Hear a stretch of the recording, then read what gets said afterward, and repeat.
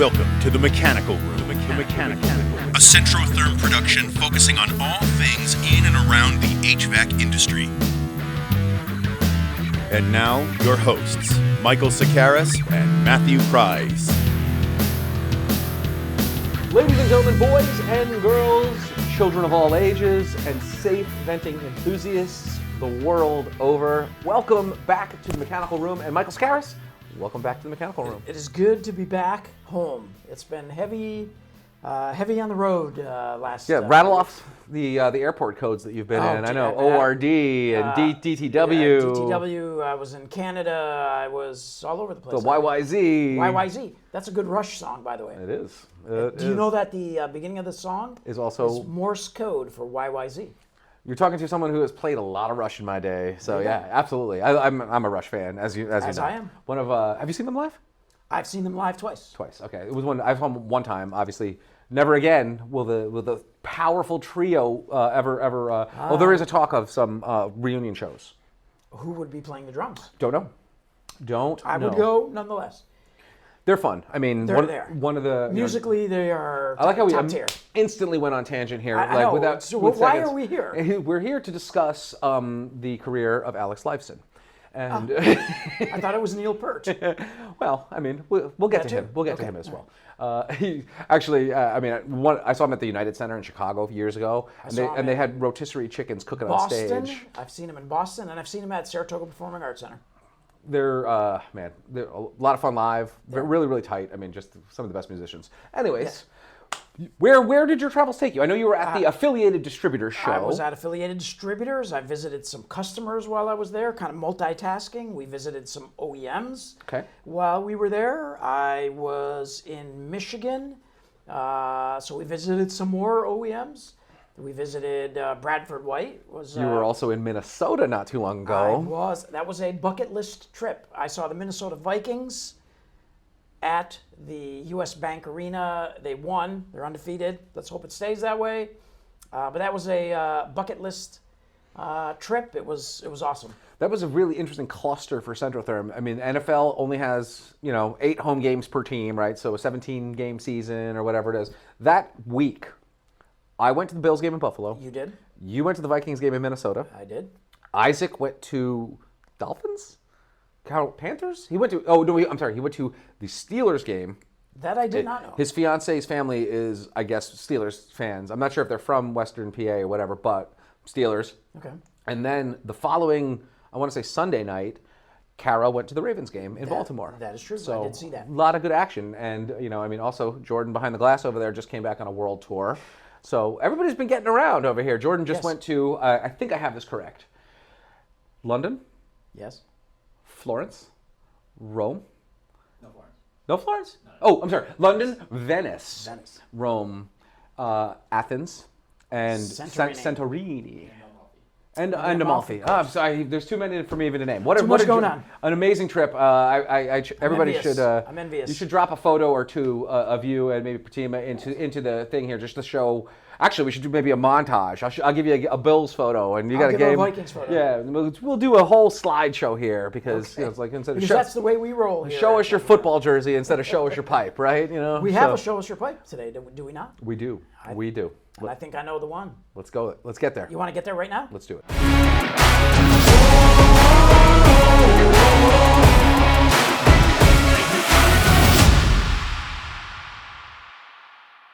Okay, welcome back, everybody. It is my very favorite part of the program. You've been consistent on that.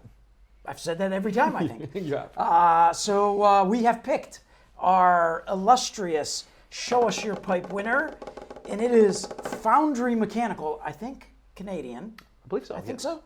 I really like this job. Of course, it's got Centrotherm on it, which is kind of always a thing. But I really liked what he did with the radiant system. The thing that really impressed me about this and why it caught my attention the most is because he's got the pipe for the radiant system going into like a cavity, and he's got the pipe running behind the wall. Could have been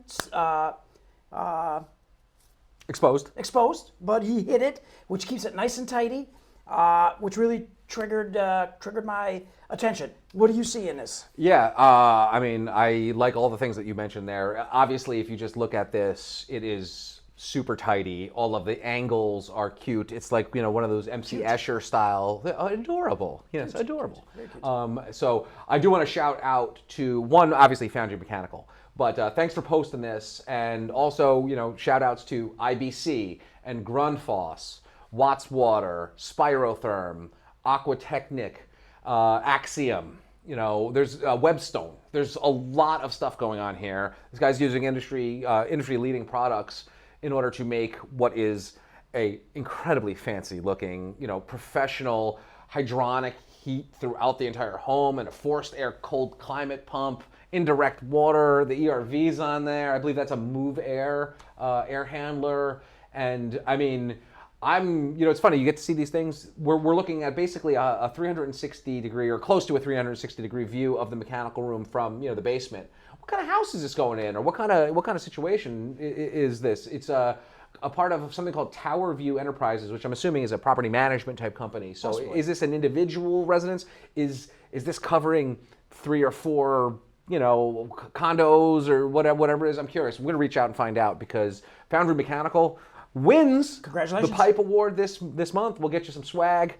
Thank you so much. Keep posting. This stuff is incredible. This is one of my, like your favorite section of the podcast. This is one of my favorite things about working in this industry, is marveling at the professionalism and skill set of that's just so far beyond anything that I could ever dream of doing. I mean, the nice thing too is they have an electrical panel there, and that too is nice and tidy and wired in parallel with some nice bends. So a shout out to my electrical side of the world. Is it a square D? You know what? I'm trying to identify it. Looking at it on the screen here, I do not think it is. But we may want to ask that question. The dreaded competitor. That happens once in a while. Well, regardless of the panel that they chose, they have showed the pipe, they've showed the PEX, they've showed the air handler, they've showed the Webstone valves and the Axiom neutralizer and the whole 9 yards. Thank you so much. What a great job. Nicely done. Absolutely deserve this prize for the month.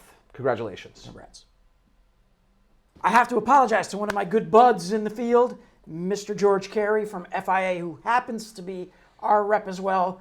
I was not in the building when Matthew did the interview with George, but tell us a little bit about George before we transition into that piece. Yeah, I'm sort of hesitant to even call it an interview, because it was like chatting with an old friend, because I too have just loads of respect and admiration for George. He's been, like a mentor to me in a lot of ways. We talk a lot about the deep technical stuff in this conversation, stuff that just blows my mind. And I mean, he's been doing this for forever. One of the more interesting things, and I don't want to give too much away. I will tell you one thing about George. He is a professional. He's done it forever. He knows more about stuff than collectively the two of us times 5. But I will tell this one story. We've heard me say I know where you're going. We were at a distributor event, and we were presenting about Inaflu. And I'm there. I'm kind of You know a little bit about it. A little bit about it, but I'm kind of joking around a little bit with Mr. Mahoney. And George is standing in front of the podium. He's you can see him thinking, and I'm like, George, what's going on? He's like, Mike, I want this to go really smooth. So he's like, I'm playing this training in my head right now. He's like, I'm preparing. He is absolutely one of the most knowledgeable people in the industry, a consummate professional. We are extremely privileged to have them as a rep. Yeah, hell of a nice guy. That too. At the top of one of the finest rep agencies in the country. And George is somebody who we're privileged to work with. And Absolutely. I'm super grateful he took the time to come out and chat with us about a few different things, new technology, his relationship with Centrotherm and other manufacturers, talk about his, the scope of his experience, and a little bit everything in between, what makes George Carey the man. He's actually, we just shipped him some onesies. He's got a little For him? Yes, they were sized. They were George Carey sized. Okay. Exactly. Adult size onesies? I can't wait to see the photos that he sends back. Okay. Hopefully, we talk about going to the beach with the family. Yeah. At this point, it's a little cold. That tan's probably faded. It's going to be really interesting to see this onesies photos. But hey, let's put him in. Any port in a storm, right? So, all right, let's get to George. Let's see the interview and his exotic outerwear. Welcome back to the Mechanical Room, and we have a legend in the midst today. One of my personal favorite people to work with, Mr. George Carey, Vice President over at FIA, one of our top reps in the New England area. Mr. George Carey, welcome to the Mechanical Room. How are you doing today? I am well, Matthew. Thank you very much. Thank you for that introduction. That was a little more than needed to be said. Thank you. I'm not known to exaggerate too much, so I hope you know that it is those sentiments are true. I have a great deal of respect and admiration for you. You've taught me a lot about this industry. Obviously, you've been around for a lot longer than I have doing this stuff. So I lean on you for technical support sometimes, and sort of just to get your 2 cents on stuff that you've just got much more experience than me. Not to mention like the technical acumen that you've garnered over the many years you've been there. Right. Right. Gathered. Exactly. Right. So I took a quick peek at your LinkedIn just to get an actual timeline for you here, and I saw that you worked at a competitive rep for a short period of time when I was in diapers still, basically. Yeah. Thank you for that. Thank you. Then, well, I mean, it wasn't that long ago. So I only got out of diapers as a teen, so no worries. And then you transitioned to the mighty FIA, Fluid Industrial Associates Incorporated. Was it called FIA way back then as well? When I came on board, yes. The company originally started in, it's actually 60 years, 1964. Wow. And it was called Ford and Ivester. And there was a gentleman named Ed Ford who originally worked at Bell & Gossett. And then they originally, Matthew, they had factory offices throughout the United States, and they made a decision to close those factory offices and offer rep agencies to the various people associated with the business. And this gentleman, who was a sales manager, I believe, at B&G, Ed Ford, decided to take the Boston office and Boston branch and make it a Bell & Gossett representative. So it was Ford and Ivester Associates, so FIA. And then the current family who owns it, the Tellers, John Teller, my boss, and his dad, originally John Sr., purchased the company in 1978. Kept the acronym FIA, but it changed from Ford and Ivester to Fluid Industrial Associates. So sorry for the long explanation, but that's the history. That's perfect. And honestly, I didn't know that, and that's an amazing piece of trivia about FIA that I certainly didn't know. The evolution from manufacturer to manufacturer's rep to what is, I guess, a more robust manufacturer's rep, because now you represent, how many lines do you guys? Over 25? Something like that? I was going to say yes. Yeah, mid-20s. Yes, correct. And that does remain primarily in the world of hydronics, correct? Hydronics, steam, and then fairly recently with the industry moving to electrification and heat pump technology, we're also participating in that space as well.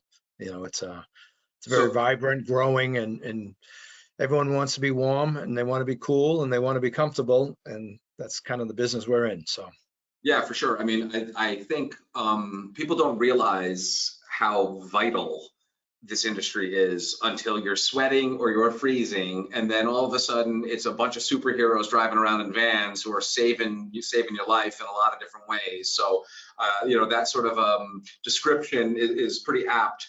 I mean, it's everyone, you need to be warm when it's cold, and you want to have nice hot waters to be cleaned. And then and then obviously, like you said, when it's dripping hot out, you certainly want to be nice and comfortable with a cool air-conditioned house or space or office. So it is important, especially when it's not working. Yeah, important is a bit of an understatement even. I mean, it's vital. I mean, especially for something like a hospital or an old folks home, et cetera. It's life safety at times. Especially, I mean, we're in the Northeast.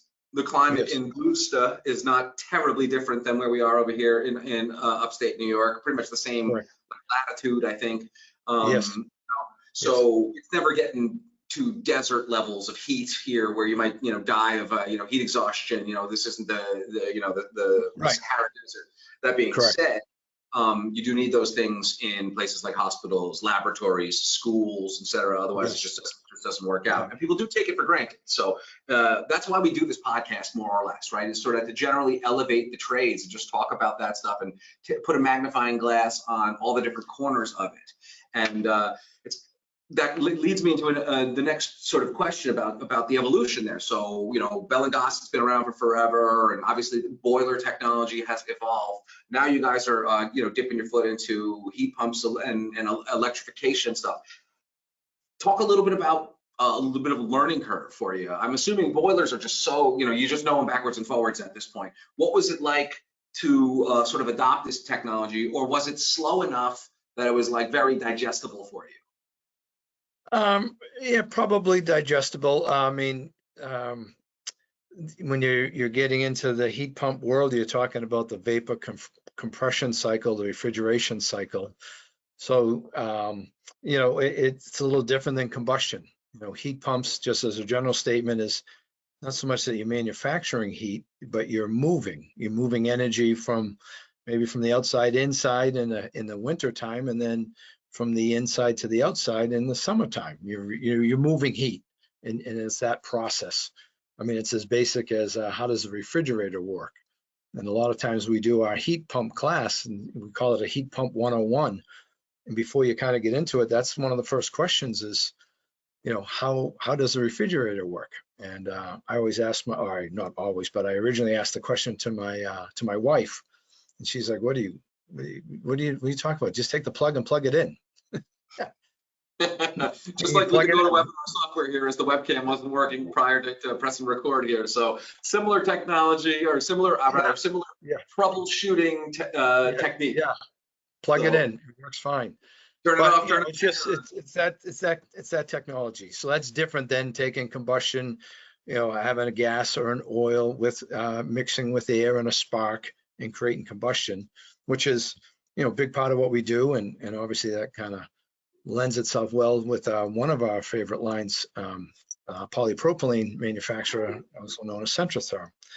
But the heat pump yeah, we do too. But the heat pump and that technology is just is definitely different. At the end of the day, like we said at the beginning, people want to be warm when it's cold, and they want to be cool when it's hot, and that's what it will accomplish. It's just a little different. So we've taken a deep dive into that side of the business. And because awesome. Yeah, we've just we kind of view ourselves, we want to know what we're selling. It's not just the component, it's the system and how it all fits, and that approach. And that's why we call this podcast the Mechanical Room, because it is the sum of the parts.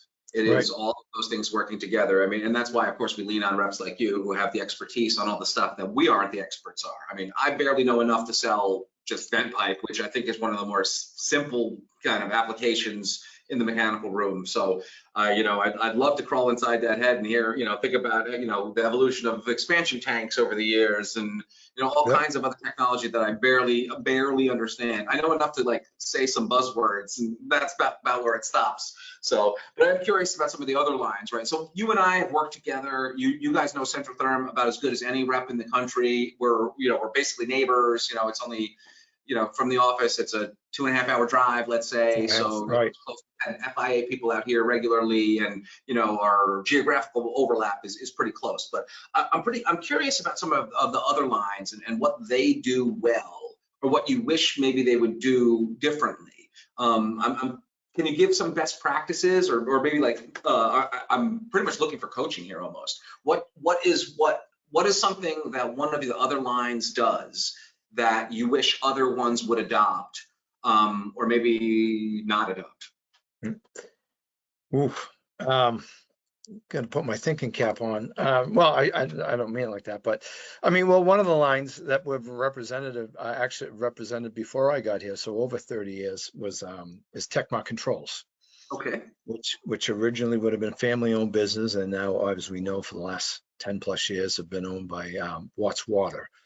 But it's a technical, for the most part, the history of it is a fairly technical control, outdoor reset control line. But they were very, they had some pretty good disciplines, sales strategies, customer support, very technical support, and actually did, it's kind of a double-edged sword, but they did a very good job introducing or reintroducing to the country, to the United States and Canada. But the whole concept of outdoor reset, changing water temperature based on the load on the building. And the friction area would be. Can you explain what you mean by that just a little bit more? I think I understand what you're talking about, but I'm like, explain it to me like I'm the dumbass that I actually am. Well, when someone sizes a heating plant, say a boiler plant for a building, a home, a church, whatever, and they're going to select radiation, all of that, everything's based around what they call the design conditions. So what are the design conditions in Albany or Waterford, New York versus like Boston, elevation Mass? and temperature and humidity? Yeah, and stuff design like temperatures. Yeah, they'll have bin data that's accessible, and they'll say, hey, the average temperature, cold temperature in Boston is 9 degrees. So when the heat loss calculation, saying what size boiler, what size radiation, what size all the equipment, that's the set of conditions. But then you start looking at, okay, well, the heating season, say up here in New England, is somewhere in maybe sometime in October till maybe March, April. So that's your total heating season. The number of days or time that is spent at actual design conditions is probably about 3%. 3, 4, 2, depends on the year, but on average. So for the rest of the year, the system technically is considered oversized. It's more than the system needs. And one of the ways to try to kind of rein that back in and have the system run a little more efficiently, as well as maybe comfortable for the occupants, is if you start to change the water temperature. Of course, we're talking outdoor resets, we're talking hydronic systems. So change the water temperature going through the terminal units, the radiators, the fan coils, the baseboard, the radiant tubing, to really reflect more in line with what's going on. If it's 50 degrees outside and you're trying to maintain 70, there's a heat loss, but it's not nearly as severe as if it was 5 or 10 degrees outside.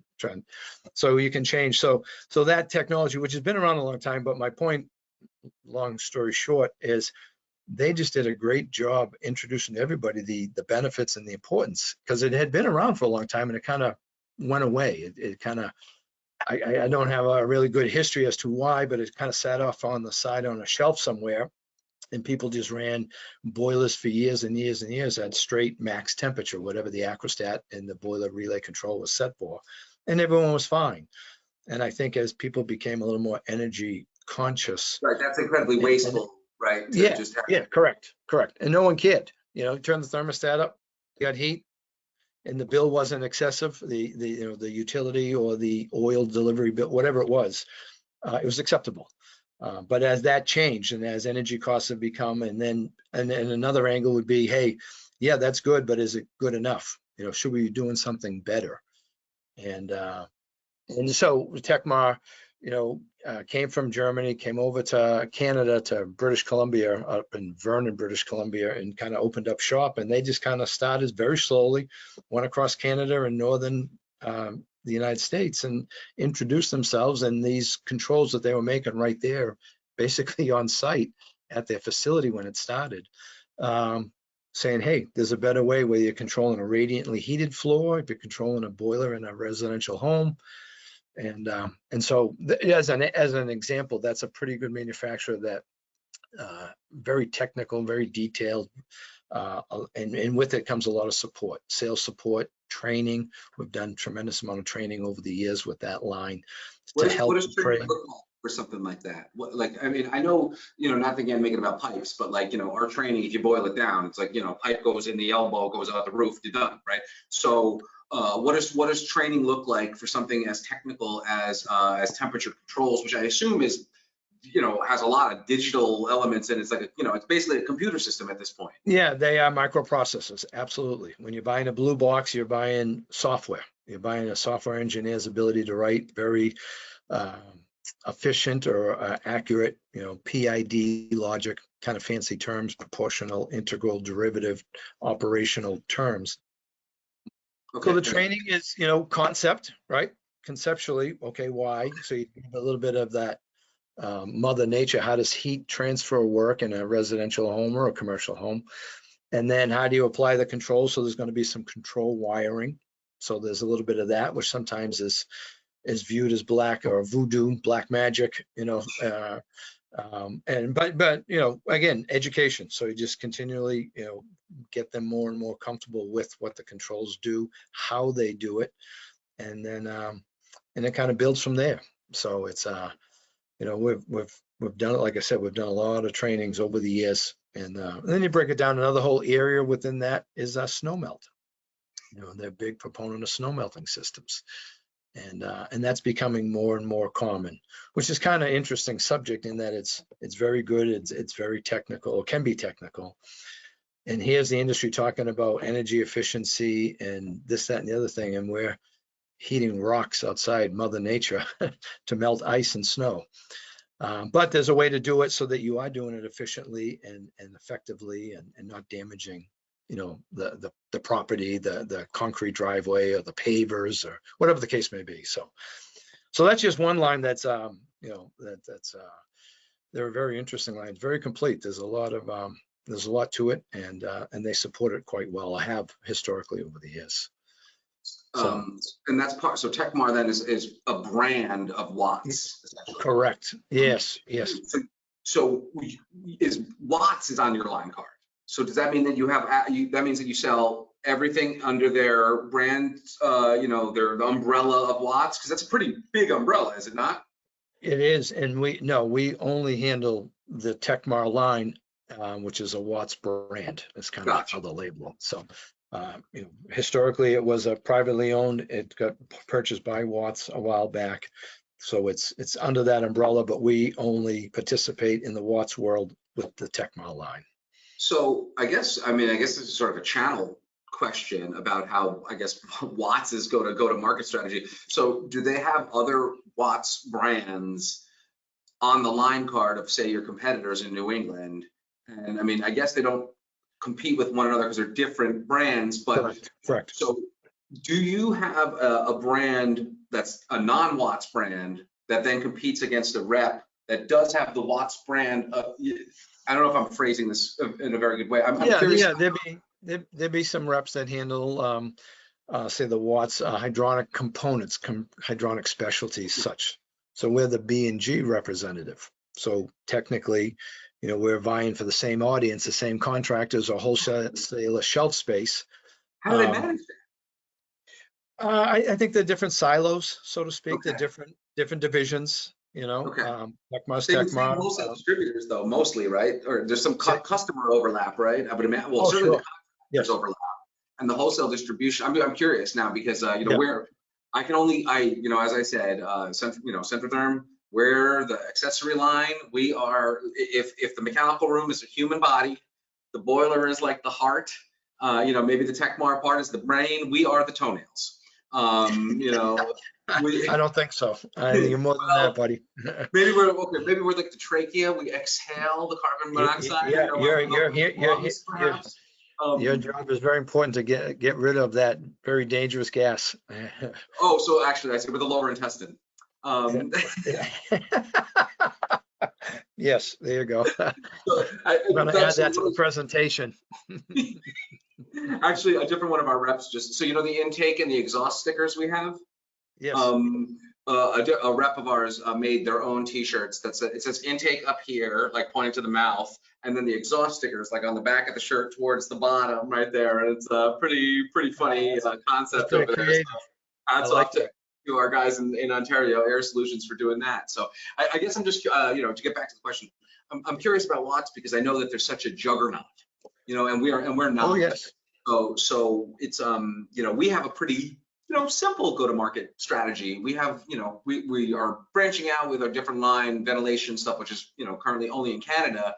Right. But we have just the one, and we have all the reps are aligned, and there's never any overlap, or we're not competing against each other, or we're not rather, I don't want to say pitting different reps against each other, but like our different rep networks aren't going for the same customer business. Oh, no. Correct. So that's fascinating, and it must be a pretty tangled web for them at times. They seem to handle it. They seem to handle it. It's nothing new.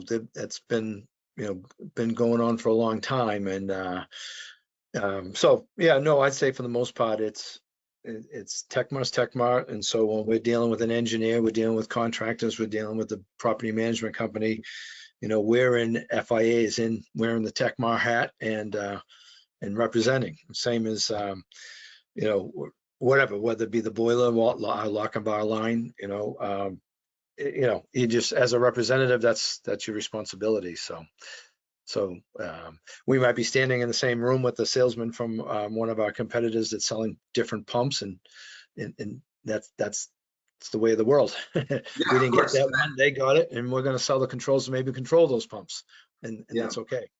And then, I mean, we're friendly with some of our competitors too. I mean, obviously it's a different situation than than like rep in the same geography. However, I always want to remind people that HVAC sales is not a war. And we don't have to, it's not brother, killing brother. No. You win some, you lose some. Yes. We're all, we're all in this industry to, to help and to heat the houses, et cetera, et cetera. And it's not a war. It's friendly competition is what it is, and it doesn't need to go, really anymore. There need be no further animus than that. Right. You'd like to win more than you lose, but you don't get them all. Yeah, exactly. I mean, and that's just the way of the world. And I mean, hey, you're a pro baseball Hall of Famer if you failed 7 out of 10 times at the plate. So, correct. Right. Not to use that, it's a bit of a tired analogy, but it's one I really like because you're an all-time great if you're only 3 out of 10 at the plate. So, I mean, we should be so lucky to close 3 out of 10 quotes, right? That'd be a good percentage, I think. So it'd be very good. Yes, absolutely. Indeed. So I want to hold on. I'm going to pause right here. Yes. I will cut this section. Did we get the Techmar stuff in there, or do I need to probe further? No, I didn't say anything about. I'm assuming what Dan and yeah.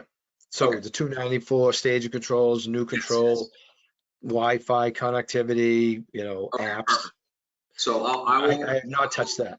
Yeah, I will slice that out and I'll say something, and then a perfect response for you would be, well, since we're, I'm going to ask you about getting out of bed in the morning, what excites you, and then you can just easily transition and say, well, since we were talking about Techmar, they got this and that kind of thing. Yep. So. Yep. Right. Okay.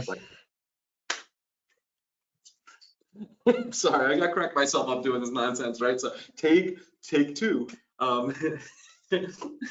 So. We're talking about a lot of stuff here, including channel, products, et cetera, and you've got decades of experience.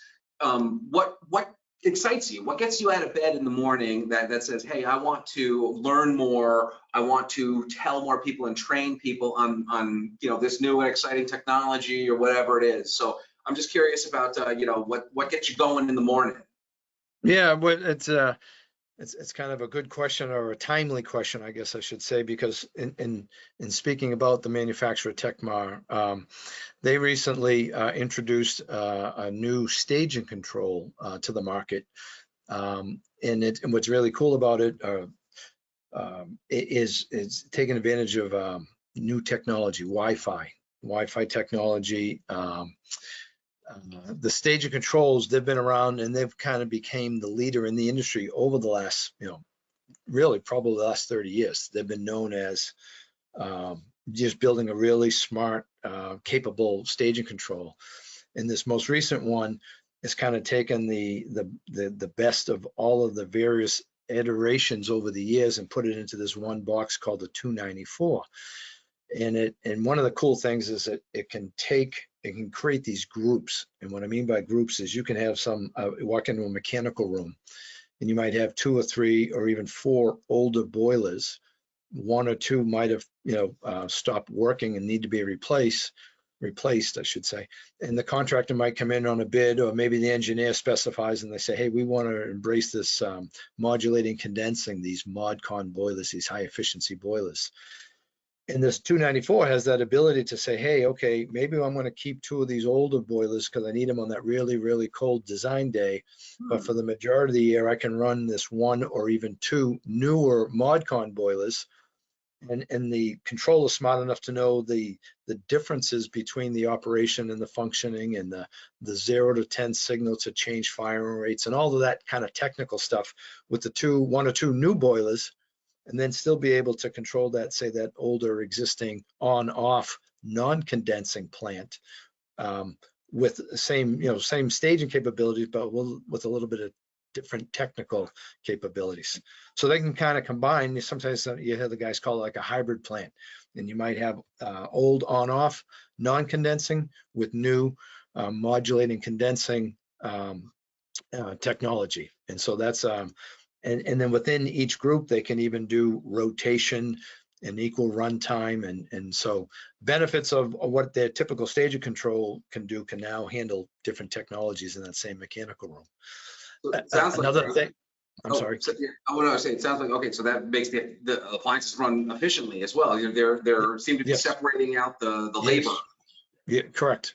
Right. Yeah, no, they do a very nice job of, because if the client, the building owner, whoever it is buying this new high efficiency, well, then that's what you want to maximize your operation. But come those really, really cold days, January, February, where they by themselves maybe just can't do it, I'm going to bring on my existing plant as well and do that efficiently and combine the technologies. And then when it warms up and I can go back to just that high efficiency, I'll put the old guys back to sleep for a while and run that new technology. The other interesting thing I was going to say is they developed an app for this new control. So you can go to Google or to the Apple store and download the Watts On-Site. Yeah, there you go. The Watts On-Site app. And it has some benefits both from a property management standpoint in terms of being able to remotely access, receive alerts if there's an issue or lack of temperature or whatever the case may be. And then as a service company or installing contractor that might provide a service, a feature or contract with a property management or whatever the case may be, they can be part of that email chain and receive alerts if something happens at the building. So you can remotely access and see what's going on. You can receive alerts, email, text, etc. It's really, it's kind of taken, kind of I don't know if you say old boring boiler room, but historically not a lot going on there, and all of a sudden introduce apps and Wi-Fi. So when we're sitting in the classroom doing the trainings and talk about it, as you always hear the expression, there's an app for that. Well, there is. And so property management, commercial buildings, like commercial, because if you really get into that really big, large commercial space, they probably already have some version of this, but it's building automating system, a BAS they'll call it. And there's a pretty substantial price tag that light commercial or mid-commercial buildings just can't, they can't justify the expense. But they're getting it now with this new boiler staging control that has all of the software algorithm capabilities that Tecma's always provided, and then add the new Wi-Fi app remote access capabilities. So it's kind of the best of both right now. That's good. When this stuff comes out, I mean, again, decades of experience. When this stuff comes out, does it continue to blow your mind, or is it now you're used to the march of technology coming through? Does it like, flabbergast you and be like, man, what do they think of next? Or is it like, this is the natural evolution and now we have the technology that does this stuff? I mean, I guess a side question would be like, were you sitting around in a boiler room in like 1995 thinking like, well, man, it'd be better if we had this thing to do this and this and this, and then now you have it 30 years later? I don't know if I was smart enough to think about that in 1995. But I think it's kind of a weird answer, and that's probably a little bit of both. Definitely surprised, but at the same time, it's pretty smart to take advantage of, that technology that's being applied in other, parts of someone's home, or, because within that world of Tecma, they introduce Wi-Fi thermostats so that you have apps for that. So it's kind of like a natural progression to take that, what's happening in the residential home that people are accepting of cameras, doorbells, now thermostats and all, and bring it to that mid to maybe smaller commercial space that, again, doesn't have that budget to be able to support that really sophisticated communicating, building automation system, but get all those benefits now, with that app technology and that Wi-Fi technology. So It is surprising, and at the same time, it makes a lot of sense as you look back after, once you see it, you go, well, that really does, that fits, that makes sense. And one of the challenges, but it's becoming less of a challenge, is we're saying all this, you have to have some type of router. You have to have connection to the internet. Of course. So, but a lot of these buildings, they might have like an office manager in a space upstairs who's online. So there is a router. So a lot of times they'll have the option of either running Wi-Fi connection from the router down to the control, or ideally run an Ethernet connection 50, 60 feet, 100 feet, whatever that number is, from that space down to the boiler room. And then they're online. And then they get all those benefits that we just kind of talked about. So that's amazing. I mean, that's it's fascinating, and I guess it's probably a bit of an interesting, I don't say learning curve necessarily, but to introduce, information technology, IT tech support into all of this is a whole other chapter of HVAC. In terms of the evolution of the gear and training and necessary knowledge. You have to be a bit of a systems administrator to run something like that. I mean, I'm sure it's simple and very, user-friendly, almost plug and play, as everything must be these days. But I mean, you still got to know how it works, how to turn it on, what wires go where. I mean, correct. Yep. Yeah, no, there's definitely some of that IT support. You sometimes feel like an internet provider. right. But what it is as you start dealing with some, I'm going to call them the younger guys, but unfortunately almost everyone's younger than me. but they're, they grew up with this stuff. They've been online since they, at a certain age. Me, obviously not at all, but I see the benefits and appreciate it and try to embrace it as fast as we can. But the younger kids are like, yeah, I bank online, I social media online, why couldn't I see a mechanical room? I met my wife online, and I bought my car. I bought my car through an app. I bought my house through an app. I lost savings through a gambling app. All the above. Check. Exactly, all of it. Like all of life's mysteries are just within that iPhone 15 right over there. You find it, you lose it, you find it again. No matter what it is, it's cracking me up. I'm obviously I'm not particularly young, but I did kind of grow up in that era, and that's that's what gives us the Centrotherm social media situation. And I did want to ask a little bit about your experience with Centrotherm before we dive a little bit into Mr. Carey, the man. That's how I always like to end this. Is more like let's leave the mechanical room in the basement behind the closed doors of the mechanical room. Let's go up to the man cave and see what else is in there. But before we get into that, I'm just curious of your impressions of us. I mean, you have, as much experience in this industry as anybody. You've worked with them all. I mean, whether you're actually directly representing them or aware of them from a competitive standpoint or just industry standpoint. I mean, how is it working with us? What do we need to work on? What do we do well? We're always involved in continuous improvement over here. I always want to make everything better all the time, of course. It's one of the things I do tirelessly to hone the message, to sharpen the marketing, to increase brand awareness, et cetera, et cetera. But I'm just curious from, I don't want to call you an outsider. You're not. You're an insider at this point. But what are your impressions of the Therm, as we call it over here? It's it's a great company. It's from my perspective, it's a very we're, as a manufacturer rep, it's an easy company to do business with. You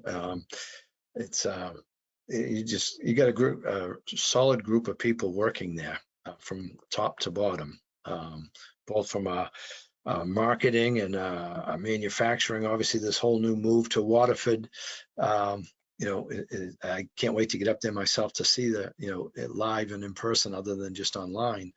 But technical support, getting product out to the field. Obviously COVID was kind of an interesting period of time, but we're through that and we're on the other side of it. And I think everybody probably learned a lot during that process, on all different levels. But to me, the product is extraordinary. I mean, and to be honest with you, until we really took it on, I didn't know too much about it. We just didn't have a reason. And we handled the lock and bar. Lochinvar is a manufacturer appliance, condensing appliance, said you can use X, Y, and Z, and one of those Z's was, polypropylene. Like, okay, what's that? and now it makes all the sense in the world, and you start learning about the history of it. Being in Europe for the last 30 plus years, and working or maintaining that condensing market, that condensing boiler market in Europe and Asia and all. And so I've just had a lot of fun over the last, I think it's been 4 years now, over 4 years, almost coming up. Yeah, I think it's almost 5. I think we're 5 to 6 even. Yeah, I think it was 2020. I think you guys were our rep of the year in like 2021? Yeah, I want to say 2020 or 2021. Yeah, Like it's about 5. But I just, I have the opportunity to stand in front of a lot of contractors and educate them, make them aware of it. And just, I guess, as a side note, we, being here in New England, one of the states, Massachusetts, which we're based out of, their plumbing board had made a code change a few years back. And so it was imperative for us to get out and educate the inspector community, as well as the wholesale distributor community, and more importantly, or as importantly, all of the installing contractors. Because they might have been used to doing a different technology for the last 10, 15, 20, 25 years, and all of a sudden, drop of a hat, they're making a change. But it was a great opportunity, and we'd always tell them, look, this is not new. It's new to you. It's new to you. Your first time trying it, touching it. It's no glue. It's, it's connector rings, it's support clamps, it's a gasketed system, but it's not new. We're not trying some experiment here. It's been around for over 30 years, and it's when done properly, and that's the key. Got it. That's the part about the education. It works flawlessly. It's excellent. And so yeah, nothing but good things to say. We just always want to try to sell more of it, and just educate more and more. So being in Mass, you start to see some of the other states, they're looking at, Connecticut's talking about, Maine, there's a discussion going on up in the state of Maine about possibly a code change. New Hampshire did it for a short period of time, rescinded it, but now there's talk that they're looking at it. So, not getting into the technical reasons why or not why, but it just makes sense. It's product that was made very specific for its one application. Yeah, Vent the gases out of a condensing appliance. Safely. Water heaters, boilers, and furnace. If it's safely, that's the key. Safely, that's right. And you put it in correctly, you'll do it safely. It just got to be done. So yeah, no, we thoroughly enjoy our relationship and our experience these last 5 years with Centrotherm. Well, I do believe that is a mutual feeling. We over here have, nothing but respect for Mr. Pratt, Mr. Landry, the tellers, Scotty in Connecticut. I mean, you name it.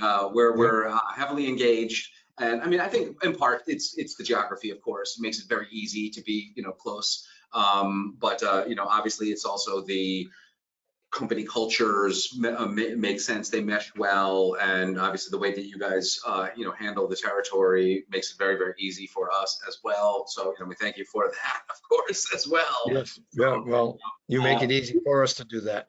And and here's to many, many more years of mutually beneficial partnership with with our two respective organizations. So, and that concludes the business standpoint over here. So now I'm curious about a few other things. Let's introduce you to this beyond your technical acumen, talking Wi-Fi, TechMar, gizmos, and all that sort of stuff. So I'm assuming you're in your house out there on the edge of Massachusetts, right?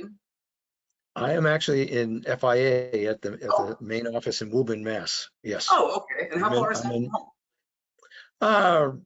Half hour, 40 minutes. Oh, okay. Oh, that's not so bad. Okay, I thought you lived a little further. Gloucester's at the top, right? It's I live in Gloucester. Gloucester. So right. Oops. I said Gloucester. Gloucester. Gloucester. All right, I will remember that now. So, is that where you're from? Is that where you've lived all your life, or where did young George Carey, sow his wild oats and things like that? I grew up in a town called Nahant, which was a small little peninsula on the North Shore, so north of Boston, south of Gloucester, but on the coast, on the water. And grew up there, and then When we got married, moved to a town kind of right next door called Swampscott, which is again just a little further north on the coast. And then so married 36 and a half years and 4 children and 3 grandchildren with a 4th on the way. So Oh, amazing. it's crazy. Stay right here. Yes.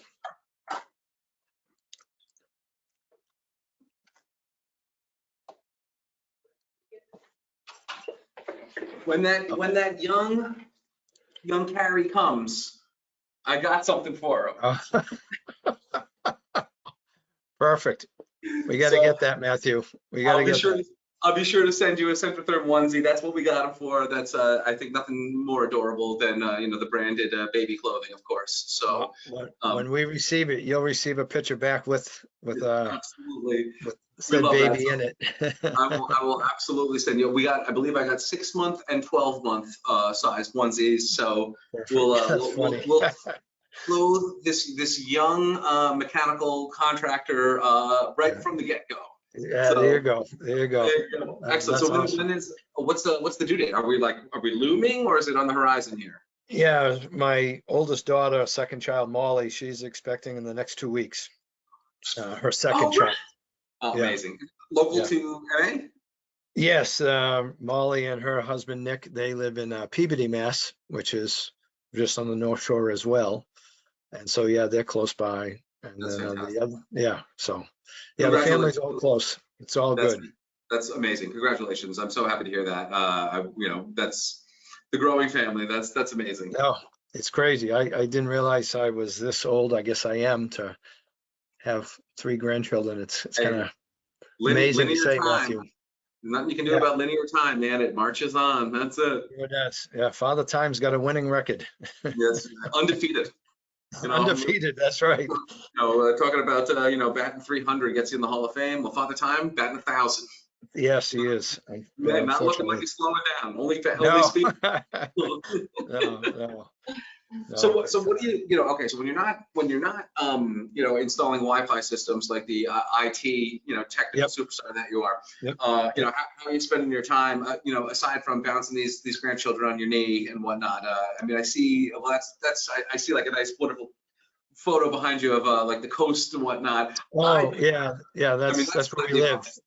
That's not. I thought maybe you were in your home office, but that's so you selected the art. And in my head, I have I got you like the Gorton fisherman. You're out there clamming on the East Coast, or something like that. So how are you spending your time when you're not solving the mechanical room crises? Well, either on a beach or on a golf course, hopefully. Okay. So up in Gloucester, we live there on Long Beach, it's called. So that picture behind me is a picture of Long Beach, which is, I don't know if you ever heard of the town of Rockport, but it's right beside Gloucester. So look, Gloucester, Rockport. So we spend, it's a beachside community. We're beach bums. So we like that. Members at a golf course called Bass Rocks Golf Club up in Gloucester. It's a beautiful course right on the water. So do a little bit of that.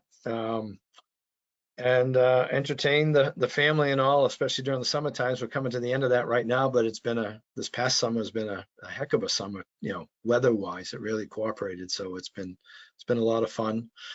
My youngest barbecues at the house kind of thing, and everybody comes over. Cookouts and all that. Yeah, everyone goes down the beach, come back, take the outdoor showers, and then get the grill going and entertain family and friends. So yeah, it's a busy spot.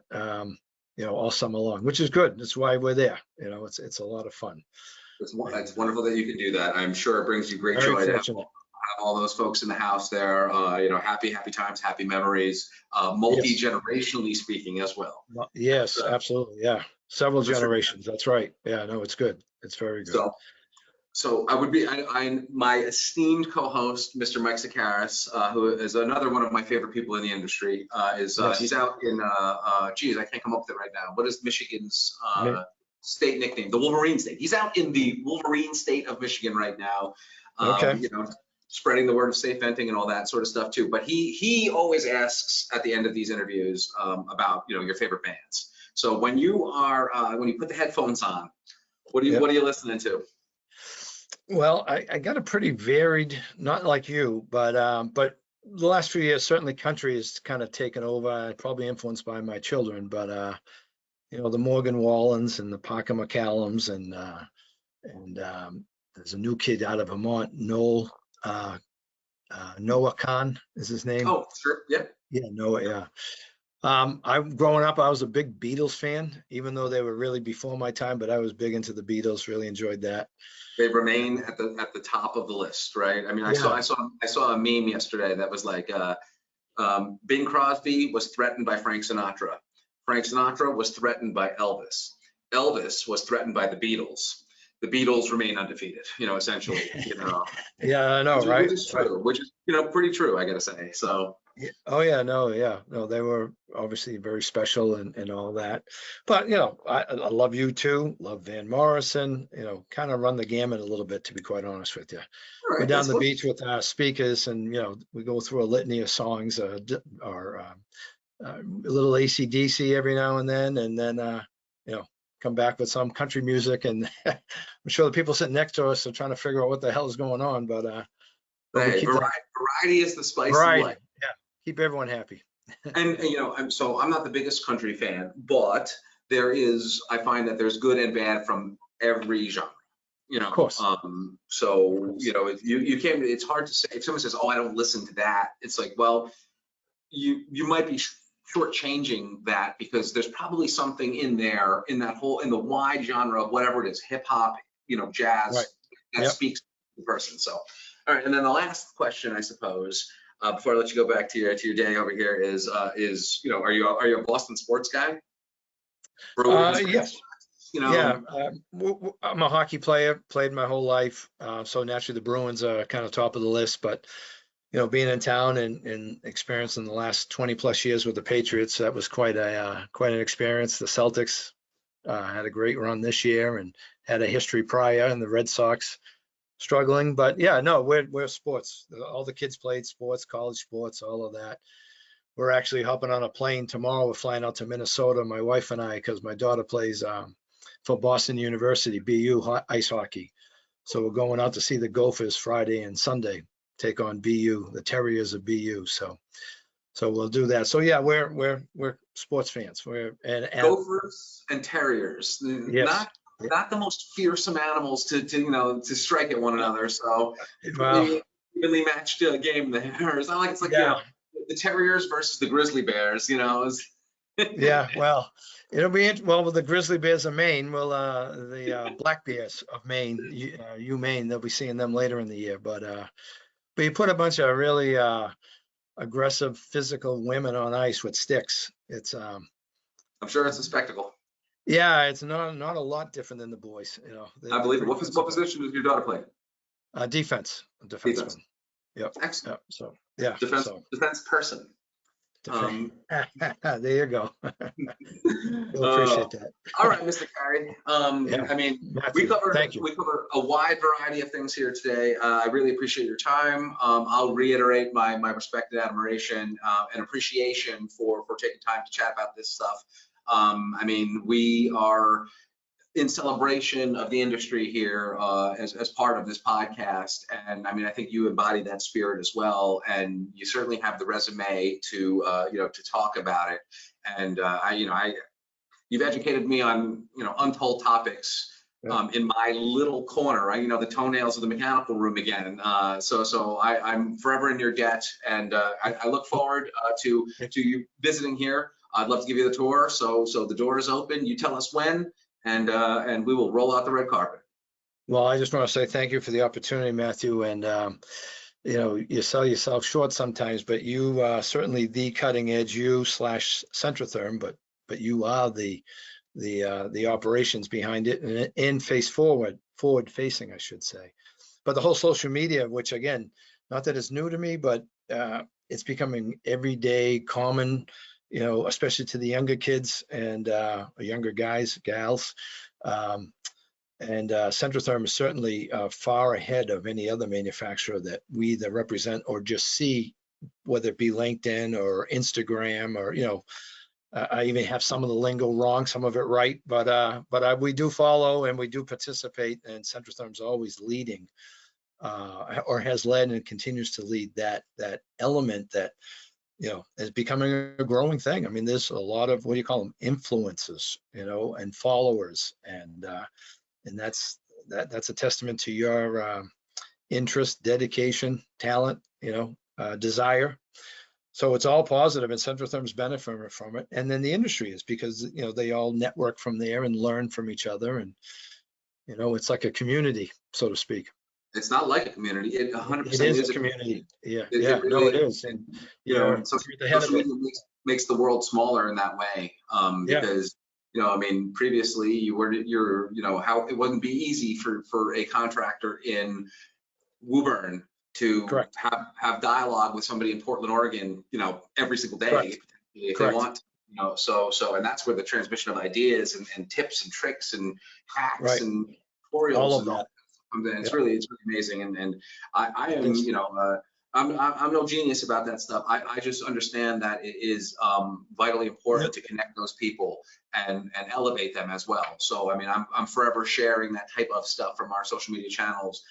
Not all of it is, let's say, commercially branded Centrotherm. No. Yeah. But you hit a nerve, and the kids all responded. The guys all responded. I mean, as you can see from the activity, it's you're right on it. So it's. Well, I appreciate that. So that's what we're doing over here. It's fun. It's better than I don't know, manipulating a shovel all day or something like that. We have a good time too, So Yes. What we always say when we talk to our manufacturers, if you're trying to figure it out, just get online and look at Centrotherm. Look at their posts, look at their, postings and their followings and their likes and their this, all of that. They're the kind of the leader. That's our experience, and I think it's very true. Just never speak. It means a great deal coming from another industry leader such as you and such as FIA. So I mean, I can't thank you enough for those kind words and for your time here today. So thank you. We Appreciate thank you, it. Mr. Carey. I will be in touch soon. And again, thank you for your time. Thank you very much, Matthew. I really enjoyed it. Welcome back. We are here to close out, I guess we'll call this the October episode. I believe I did the interview 10 days-ish ago or so. With George. Yeah, with George. So we got a bit of a mixed match. Of course, the Show Us Your Pipe came from today. So it's today, it's yesterday, it's all things to all people, and it's everywhere you want to be, the Mechanical Room, all right? October. That's it, right? So I'm glad you're back for this session. I'm back for a couple nights at home, and then I'm back off again. Where are you going? Going to Dallas, hopefully hitting the hard Is eight. that next week? Next week. Next week.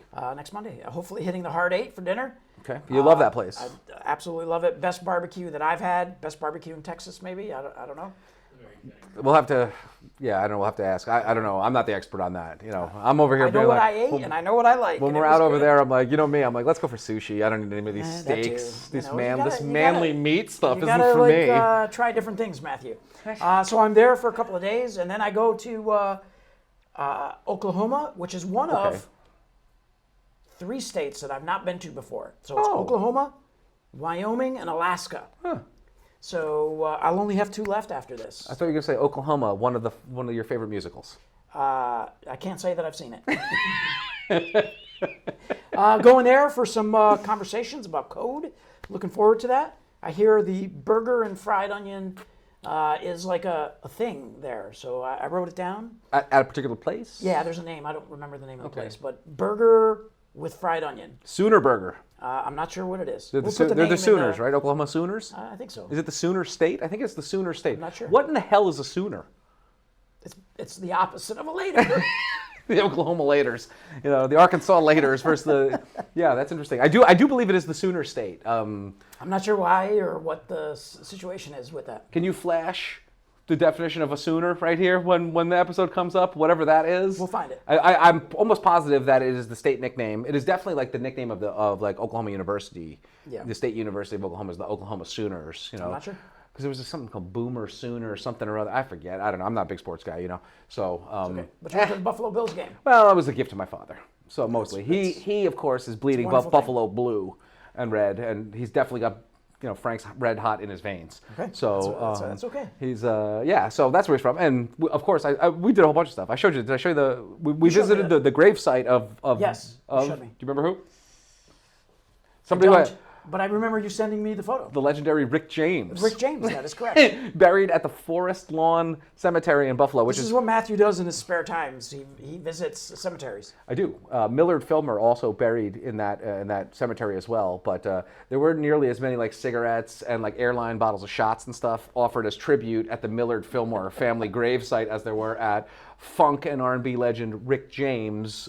His headstone was covered in offerings. My dad was like very confused as to what this is all here. It's like, oh, people come and they leave a cigarette, or they leave some change, or like an airline bottle of liquor, or other stuff. I mean, it's a very common thing to offer tribute. One of the more famous ones is if you go to, I want to say it's like Cemetery Number 1 in New Orleans. You know how they have the above-ground cemeteries? Above-ground cemeteries. So, because of the water table being so exactly. So Marie Laveau is buried in Cemetery Number 1. I may have been to that cemetery too. It's an amazing place. My wife place. is a big-time, New Orleans fan. So as am I. And so you go to her grave, and I mean, it's like Rick James's grave times a million, with people with like full bottles of liquor, like.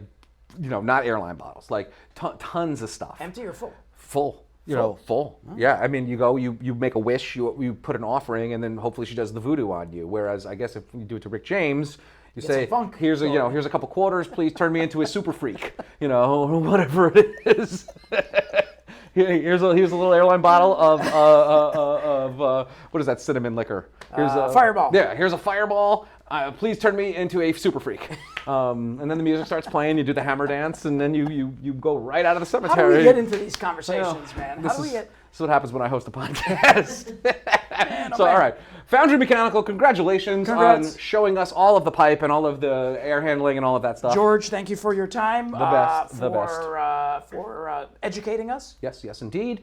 Thanks for joining us back here. George, good to be back. For producing all of the podcast goodness here and setting up the gobo, which is pretty cool. I like this. I like the gobo. We're doing it. We got to stay for a minute. I'm going to take a little social content, just like this, hold it out and yada yada and post it and stuff. I'm game. I know I'll you do are. Whatever You've never met a camera lens you didn't like. I'm flexible. So we'll be back next week. I think we're going to try to get Ryan Cascaden back on here. Oh, I'd love to get him back. I think he's coming out with a new book, right? That's correct. He's got his second kids book coming out, and I got some other ideas for some guests as well. He actually sent me a picture. He too, this summer, went to Greece. Did he? He did. He sent me a picture of him and his lovely wife at the Parthenon. You are the. Ambassador? Ambassador is a good way to describe it. I was going to say elder statesman of Greece in this industry. Well, elder doesn't necessarily imply elderly, but you're like the reigning. You're the most notable Greek in this industry, I think. I don't know about that. I mean, who else? I can't answer that, but I would be surprised if I am the. I guess perhaps I'm looking in very myopic personal opinion. You're the number one Greek in my heart. Well, thank you. You see me all the time. I do. It goes you. Yeah. And then number 2 is Yanni. Yanni, Yanni, the master of the pan flute. No, I'm sorry, that's Zamfir. I'm confusing my amazing international pop stars. You've been drinking a little bit of that little ouzo Fireball that was on the grave of Rick James. Actually, who I'm really liking in the Greek heritage right now. Who would that be? I want to say his last name correctly, but I don't know for sure. Comedian Stavros Haliakis. I want to say that's his name. Stavros Haliakis. Do you know him? No. Oh my God, I have no clue. You should check him out. Very, very funny. I'll check it out. He's a young. I'm gonna get his name correct here. I want to say it's Haliakis. So we'll tag it. I'm sorry, Halkias. Halkias. How would you pronounce it? Halkias. Is that the dude right That's there? the dude. He's a interesting dude. He is funny as hell. I'll have to check him out. A younger guy. He's probably 30-something, 32, 33. He's getting around, and he's got a Netflix special, and he's one of the better comedians out there working today, in my opinion. Really, really funny. Maybe he's coming to the Funny Bone here in Albany. We can go check him out. I think he's too big. I think he's too big for that. Too big for the Funny Bone. I think he's too big for that now. Okay. I mean, the capacity, there's only a couple hundred. I think if he was to come to Albany, he might do the Palace at this point. Unless it was like an unknown thing. I mean, sometimes comedians, he's kind of like a comedian's comedian, this guy. Okay. And they come in, they do unscheduled type shows at that type of place. Man, I think you would be incredibly lucky to see him. If he was to announce something there, it would sell out very quickly. and it would be a hard ticket to get as a result. Check it out. And I would definitely buy one of those tickets if that happened. So, Take our Stavros. lovely brides with us to go. Yeah, I mean, absolutely.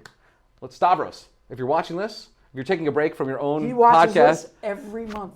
he hosts his own podcast called Stavi's World. I have to check that out So too. when you're not filming Stavi's World, if you're watching the Mechanical Room, come to Albany. We'll give you a tour of the factory. You can be the man in the fern here. Please do. It would be a big step down. He was on. Do you know who Hassan is? I think You know I who do. Hassan is, right? I think I know So who he Hassan was on with Hassan yesterday, who was streaming to tens of thousands of people every single day. So it would be a slight step back in terms of audience, but the aberration would go high, and the fun level is off the charts. So Stavros, podcast for one here, Just for you. We'll see you next week with our guest Stavros Halkias. That would be nice. I'm going to send this to him. Peace.